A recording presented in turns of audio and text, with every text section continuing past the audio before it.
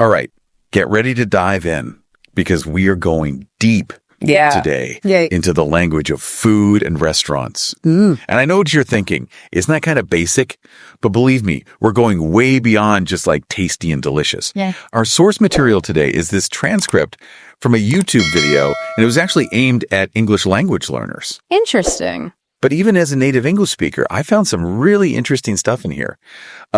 Have you ever gotten tongue-tied trying to recommend that awesome hole in the wall you found? Yeah. Or maybe you're like, how do I politely say no to that third slice of cake? Right. We are going to unlock those secrets hidden in plain sight. What I think is so fascinating about this transcript is that it kind of unintentionally reveals all this stuff we're conveying in these really basic phrases. Yeah. It's a window into the cultural stuff around food, the unspoken rules of how we talk about these things. So one phrase that I noticed popped up over and over again was, check it out. Now, obviously, we use that to visually look at something. Right.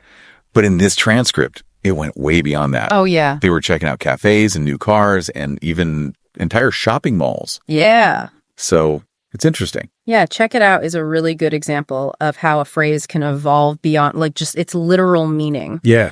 So check it out in these contexts that you just mentioned suggests kind of a casual invitation to come along and discover something, explore it together, even if it's something like a new coffee shop. Right. And I started noticing it everywhere after reading this transcript. Yeah. It's like a secret code for, hey, I think this is cool. You might think this is cool. Let's find out together. Do you find yourself saying, check it out in this way? Absolutely. Yeah. Yeah. It's so ingrained, I think, in how we talk that we probably don't even realize it. Yeah, we don't even realize it. But speaking of subtle ways we express ourselves, the transcript also mentioned not all that crazy about. Oh, yes. As a way to politely say that you dislike something. Oh, this one is a classic. Yeah. It's like we're tiptoeing around someone's feelings. Exactly. Instead of saying, ugh, I hate jazz, you say, oh, jazz, I'm not all that crazy about it. Right. It just softens the blow. Yeah, exactly. Yeah. It's a more culturally acceptable way of saying you don't like something. Yeah. And so I think this indirectness, it really reveals a lot about our cultural norms, especially in American culture where we emphasize politeness. Yeah. We don't like to be too confrontational, especially about personal preferences. Yeah. And so not all that crazy about it allows you to express your opinion without being super negative or potentially offending somebody. It's like a linguistic safety net. Yeah. Yeah. Exactly. You can get your point across, but you don't rock the boat. Right. But I am curious, are there other cultures where this kind of indirect language is even more common? That's a great question. And it leads to a much broader discussion about how language reflects values. But before we get into that, let's talk about one word that caused a little bit of confusion in this transcript. Uh-oh, I think I know where we're going. Bistro. The bistro conundrum. Yes. It was they were trying to describe it with a vague hand gesture. Small-ish, maybe French. A little bit, yeah. I was so lost. It's funny how words can be so slippery when you try to define them. Right. And so it seems like they were struggling to capture what a bistro is without getting bogged down in all the specifics. Yeah, and I think that makes sense because bistro can be kind of a flexible term, right? It totally is. I've seen places call themselves bistros that range from super casual to surprisingly fancy. Exactly, yeah. It's more of a feeling than a rigid category, But generally speaking, a bistro is a small, kind of unpretentious restaurant. Okay. Usually with a French-inspired menu. Okay. And it kind of occupies this middle ground between a casual cafe and a formal restaurant. Okay, that definitely clears things up. It's like they were trying to get that feeling across without getting too technical. Yeah, exactly. It's like describing a color. Mm-hmm. Yeah.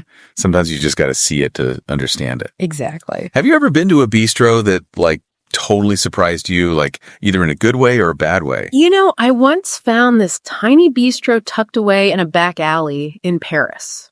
Ooh la la. And it was everything you imagined. Yeah. It was cozy. It was charming. They had the most incredible steak frites. Ooh. But to get back to the transcript, let's look at a phrase that I think is all about conveying enthusiasm. Okay. And that is, you gotta give them a try. Oh, yeah. This one jumped off the page. Yeah. The speaker was bursting with excitement Exactly. to share this amazing food discovery with the listener. And I noticed they also used a lot of contractions I'd recommend and you gotta. Right. And I think there's something interesting there. Yeah, the use of contractions like that, it's not just about being casual. It's actually really important to sound natural and fluent. It's something that, like, native speakers do without even thinking about it. Right. It can be tough for language learners to get the hang of. It's like a secret handshake for sounding like you belong. Yeah, exactly. The way they used it, you got to give them a try. Yeah. It's not just a recommendation. It's like a command. It is, yeah. Like, go eat this right now. Yes. Like, stop what you're doing and go try this. Drop everything, yeah. Yeah. But speaking of strong reactions to food, let's not forget about Erica's experience with the Moroccan orange juice. Oh, yeah, that was a story. Yeah. Talk about a memorable culinary mishap. It was. It's like, it's a good reminder that what's considered safe or normal in one culture can be totally different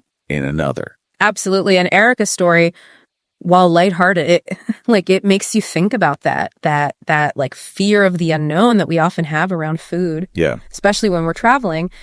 And this fear is actually reflected in like the way we talk about food sometimes. You know, the warnings we give each other, the stories we share. It's like this unspoken code for how to navigate all the potential dangers of eating adventures. Exactly. Yeah. Love that.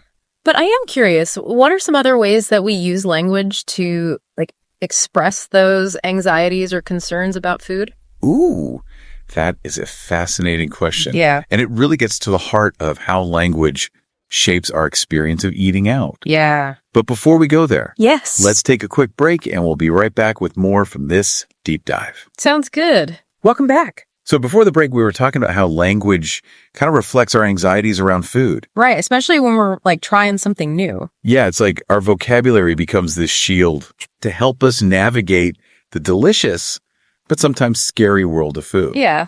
I mean, think about phrases like dodgy looking or questionable hygiene. Yeah, those are good ones. Not exactly subtle. Not at all, but they often have like a kind of humorous tone to them, you know? Yeah. Like acknowledging those inherent risks of trying new things, especially with food. Yeah, for sure. But I think it's not just about like avoiding danger. It's also about like expressing our preferences. Oh, yeah. And our expectations, you know? Yeah, for sure. Like when someone says a dish is like too rich or too spicy, right. It's not just a statement of fact. It's like they're signaling their personal boundaries. It totally is, yeah. It's like language gives us this way to like explain these really subtle nuances of taste and texture that might be hard to like explain otherwise. Yeah, totally. And this kind of brings us back to the transcript and how it highlights the difference between tasty and delicious. Because they pointed out that native English speakers don't really say delicious that often. Yeah, it feels weird. Yeah, it's almost like too formal for everyday use. Too formal. Yeah, tasty is more like the everyday word for like when you enjoy food. Right. But not like blown away by it. Right. Tasty is just like, yeah, this is good. Yeah, exactly. Delicious is like, whoa, this is amazing. It's reserving it for special occasions, I think. Yeah. It's interesting how those like really small differences can make like a big difference in how we sound. Mm-hmm. You know, it speaks to those kind of unspoken rules of language. Totally. Like signal fluency. Yeah, it's like knowing the secret code. Yeah, exactly. So the transcript also mentioned outstanding as a way to describe food. Oh, yeah. Now, that one feels more specific. It does, right. Outstanding is like, you're really impressed. It implies something that like really stands out. Yeah. You know, it's not just about like good flavors. It's about a whole dining experience. Yeah, like it leaves a lasting impression. Yes, exactly. So it's like we're saving this superlative outstanding for like the truly special dishes. Right. What about you? Are there any words that you use to describe food that you think might surprise people?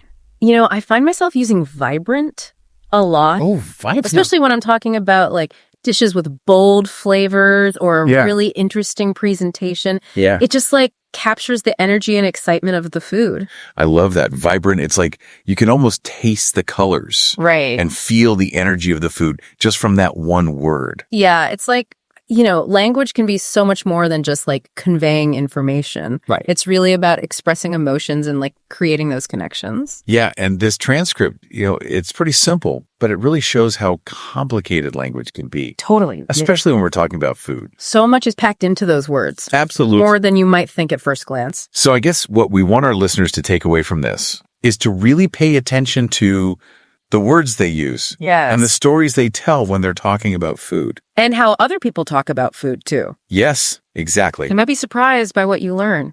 You might even find your own, food language discoveries. Yeah, totally. But for now, let's keep exploring this a little bit deeper. Okay, so we've been talking about all these, subtle ways that we use language when we're talking about food. Yeah, from those casual invitations like, check it out, to politely saying you don't like something. Yeah. And even describing those really special dining experiences. Right. But this transcript also talked about something a little bit less pleasant. A little bit. Food poisoning. Yes. Erica's Moroccan orange juice incident. That's right.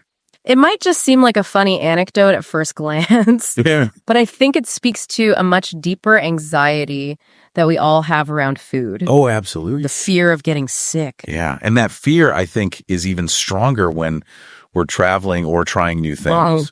It's like this invisible force that shapes how we talk about food. Yeah. And it leads us to develop all these ways to warn each other. Right. Remember those phrases we were talking about earlier?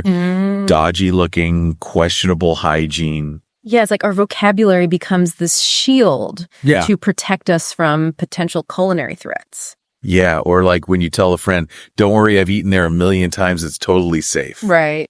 It's like we're trying to reassure each other. Yeah, it's navigating those anxieties together. Exactly. And it's interesting how those anxieties can be so different across cultures. Oh, yeah, absolutely. In some cultures, they might have very specific phrases or rituals related to food safety. While in other cultures, it might be more about unspoken understandings or body language. So it's our language becomes this map, not just of delicious food, right, but also of potential dangers.